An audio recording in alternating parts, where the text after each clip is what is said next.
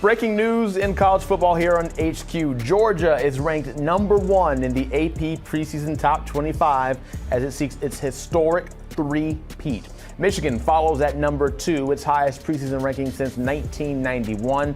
Big Ten rival Ohio State is 3rd. Alabama comes in at 4, and LSU rounds out the top 5. A lot to get to here when you see the 10 finish up with Florida State at 8, Clemson 9, and Washington at 10. The college football season, of course, just weeks away. So to help set the scene even more, we welcome in Chip Patterson and Dennis Dodd. And gentlemen, I want to start with you, Dennis. What were your initial takeaways as you see this poll release here and look at the top 10? Couple things. Alabama at number 4 is its lowest preseason rank in the AP top 25 since 2009. So I guess Bama is slipping. Actually not. We know that. But it does portray their era of dominance now, 14 years that high. But to number 4, barely hanging on for that playoff spot. And then Georgia at number 1. Okay, 17 wins in a row, 2-time defending national champion. But you know what? There's always been something to keep that team from winning the 3rd in a row. It's never happened in this wire service era. AP 1936. In 2013, it was the kick 6. In 1996, where Nebraska had won 2 in a row, it was the first Big 12 championship game, and Texas under John Malkovich upset Nebraska to knock them out of the running, or else they would have had 4 in a row. So you always think there's something there. Since 1950, there have been 11 wire-to-wire teams win it all in the AP poll. Start number 1, finish number 1. Georgia would be the 12th. Only 2 of those have happened since 2000. So as dominant as Georgia is, there always seems to be something keeping teams from winning that 3rd in a row. See, I see this as evidence of Georgia supplanting Alabama. Kirby Smart stepping into the shoes of his mentor, Nick Saban. Because for me, a preseason poll has as much to do with who you are on paper rather than trying to game out the way the season's going to play out and who's going to be your national champion. Who you are before the kickoff, what does it say on the depth chart? And there is not another team in the country that has less questions than the Georgia Bulldogs. At Alabama, we don't know about quarterback. We're worried about wide receivers. We've got a changeover at quarterback at a place like Ohio State. Michigan hoping to take the next step after a couple of semifinal losses. And for years, Alabama was that team. You would show up, you'd look at all the depth charts, you'd look at all the talent on the roster, and you'd say there is not another team in the country that has less question marks than Alabama. And now that has become Kirby Smart and the Georgia Bulldogs. They have taken that spot because will they be able to win 3 in a row? I don't know. But there is no other team that is a better starting point. And this is the starting point of the season. There is no other team that has a better on-paper argument as the best team in the country than the Georgia Bulldogs. That's why they got 60 out of 63 first-place votes. I also see throughout this poll a very heavy Pac-12 presence. I've got interesting questions for teams looking to take a leap like a Florida State or a Penn State, both inside the top 10. But I love this, Dennis. Zach, this is the starting point of the season. We're buckled up. We're ready to go. Chip, one thing that I kind of want to follow up on first before we show 11 through 20 is looking at number 2 with Michigan, with both of you guys mentioning it kind of, okay, it shows that Georgia has made the step over Alabama. With Michigan at 2, Ohio State at 3. For you, Chip, is it the same situation where now Michigan is on top of their conference rival? I think that they share the same tier in a way that Georgia and Alabama do not heading into the season.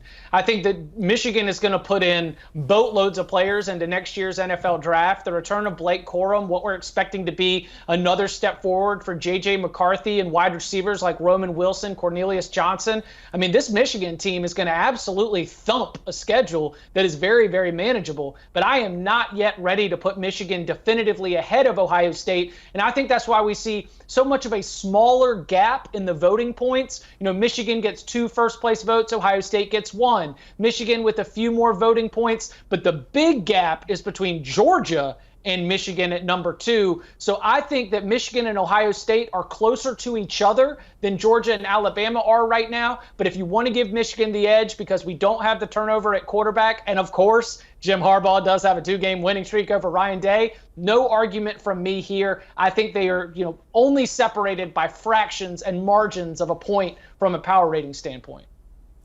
I think the difference between 2 and 3, those two teams, Michigan 2, Ohio State 3, is one of the biggest talking points going into the season, because to me, it seems like Michigan at 2 and then about 500 miles to Ohio State. And I don't mean on the field necessarily. They have won 2 in a row. I mean right here. It's in Ohio State's head now. It seems about 13 seconds ago that Ohio State had won 8 in a row, the second longest streak in the country. That was in 2019. They didn't play in 2020.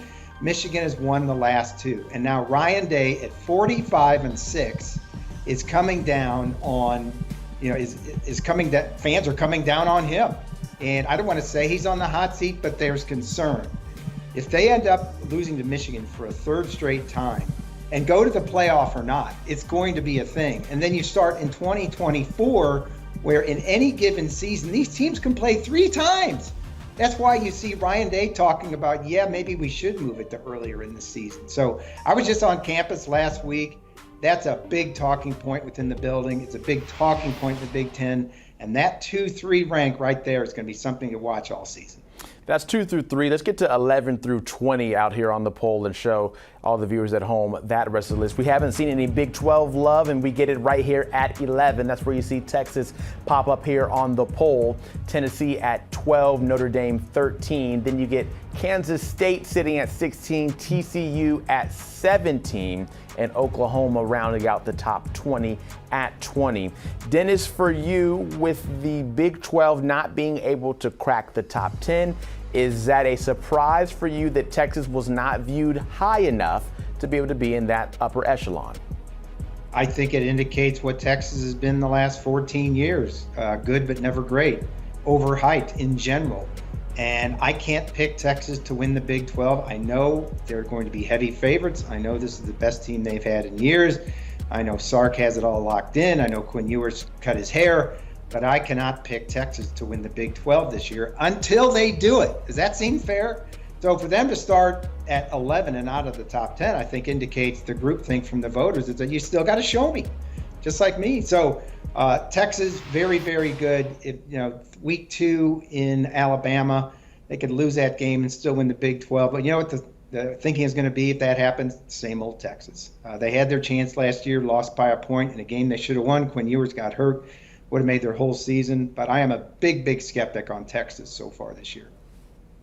Oh, no, let's jump out the building and get reckless. Texas is the team from 11 to 20 that is most likely to make the college football playoff. Texas is a team from 11 to 20 that has a higher ceiling with its quarterback in Quinn Ewers. Texas is a team that I think offensively is going to be able to overwhelm so many of its opponents. Yeah, they might have some trouble with that elite secondary that Alabama has, but you start to get into the thick of Big 12 play, this is the year for Steve Sarkisian to break through and finally get that double-digit win season.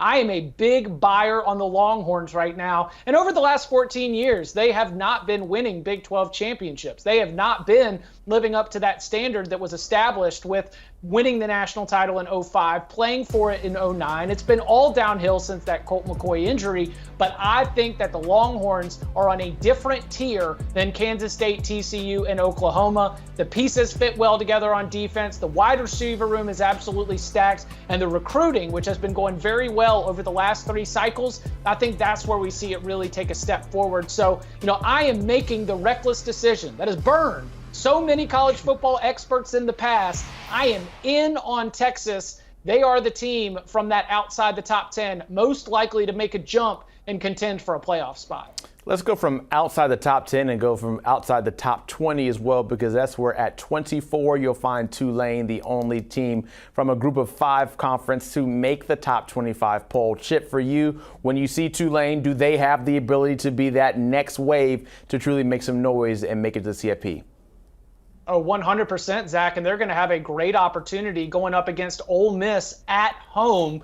You get that early season win against an SEC opponent, then you're going to really set yourself up for a lot of buzz, good national ranking. And they got, a quarterback in Michael Pratt. To be able to hold on to him was tremendous and a great sign of the investment that program and everyone around that program has. Willie Fritz interviewed for some Power 5 coaching opportunities. He decides to stay with the Green Wave.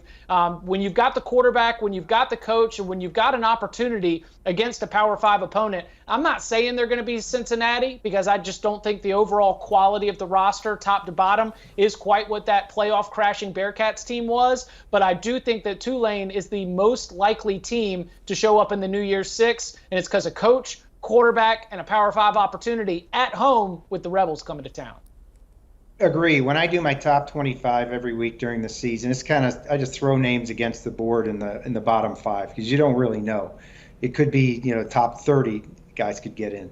But Tulane is about the most solid pick of a group of 5 team there is this year. Chip, you summarized it well. Willie Fritz, Michael Pratt, they now have the credibility with the voters. The voters are going to pay attention each week. That Ole Miss game early in an American, frankly, that is so watered down in realignment, it looks like Conference USA Plus. I don't think that will matter to voters. Again, I think there's credibility for the Green Wave and that they've got everything going for them. It could be another 12-win season for them, given the composition of that conference and given everything Willie Fritz has coming back. Maybe one good vote of confidence for fans of teams that are not ranked inside the top 25 right now is that each of the past 2 seasons, there's been at least one team that was not ranked in the preseason top 25 that went on to make it to the CFP. We have a long time to get into that. Chip Patterson, Dennis Dodd, thank you so much for joining us here as the AP poll for the preseason edition of college football has been released, showing you another look at the top 10. Of course, it is Georgia, the overwhelming favorite there at number 1, receiving 60 of 63 first-place votes as they'll go for a three-peat this year. Then you round that up with Michigan, Ohio State, and Alabama, LSU in the top 5. 8, 9, 10, Florida State, Clemson, and Washington. College football is just around the corner, and we have a poll and we have things to talk about. Keep it locked in with HQ. We will always have you covered.